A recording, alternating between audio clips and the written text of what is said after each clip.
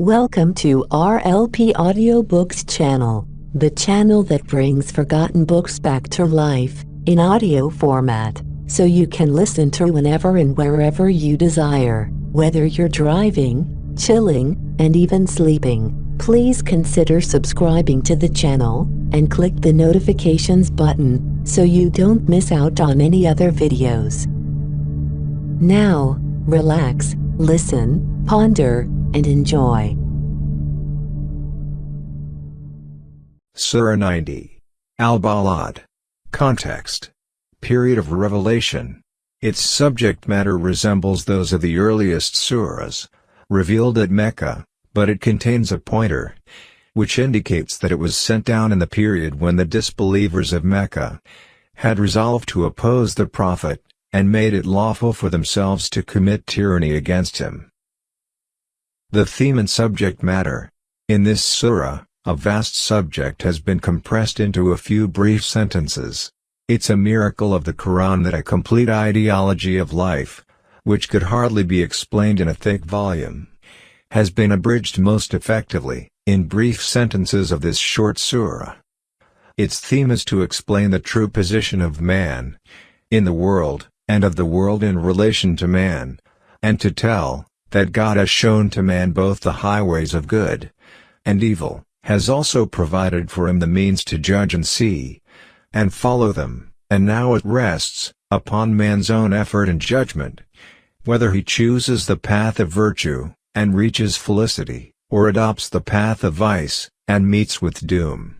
First, the city of Mecca and the hardships being faced therein by the Prophet, and the state of the children of Adam, have been cited as a witness to the truth, that this world is not a place of rest and ease for man, where he might have been born to enjoy life, but here, he has been created into toil and struggle. If this theme is read with verse 39, of Surah 53, and Najm, there is nothing for man, but what he has striven for, it becomes plain that in this world the future of man depends on his toil, and struggle, effort, and striving. After this, man's misunderstanding that he is in this world, and that there is no superior power to watch what he does, and to call him to account, has been refuted. Then, taking one of the many moral concepts of ignorance held by man, as an example, it has been pointed out what wrong criteria of merit and greatness he has proposed for himself in the world. The person who for ostentation squanders wealth, not only himself prides upon his extravagances, but the people also admire him for it enthusiastically, whereas the being, who is watching over his deeds, sees by what methods he obtained the wealth, and with what intention he spent it. Then God says, "We have given man the means of knowledge, and the faculties of thinking and understanding, and opened up before him both the highways of virtue and vice. One way leads down to moral depravity, and it is an easy way pleasing for the self. The other way leads up to moral heights, which is steep like an uphill road for scaling, which man has to exercise self-restraint. It is man's weakness that he prefers slipping down into the abyss, to scaling the cliff." Then God has explained what the steep road is, by following which man can ascend to the heights. It is that he should give up spending for ostentation, display and pride, and should spend his wealth to help the orphans and the needy, should believe in God and his religion, and joining the company of believers, should participate in the construction of a society which should fulfill the demands of virtue and righteousness patiently, and should be compassionate to the people. The end of those who follow this way is that they would become worthy of God's mercies.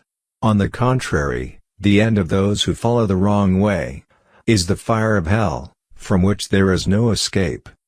Surah 90. Al-Balad. The city. In the name of God, the most compassionate, the most merciful. I swear by this city, Mecca.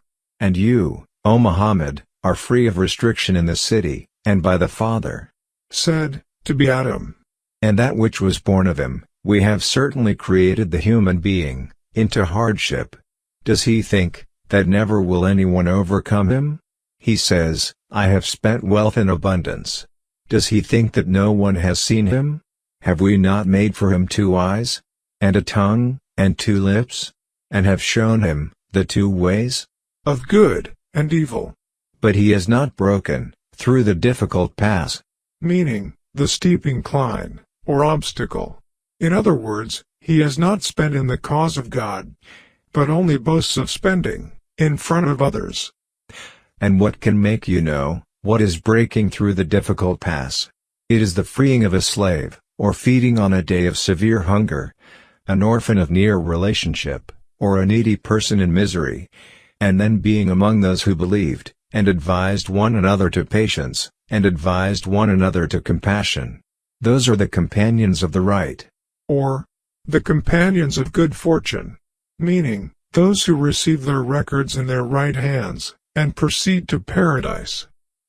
But they who disbelieved in our signs, those are the companions of the left. Or, the companions of ill fortune, meaning, those who receive their records in their left hands, and proceed to hell. Over them will be fire, closed in. The cover over hell will be sealed and locked, containing its fire and its inhabitants. Thank you for listening. If you have enjoyed listening to this book, please give it a like, and consider subscribing to the channel, and click the notifications button so you don't miss out on any other videos.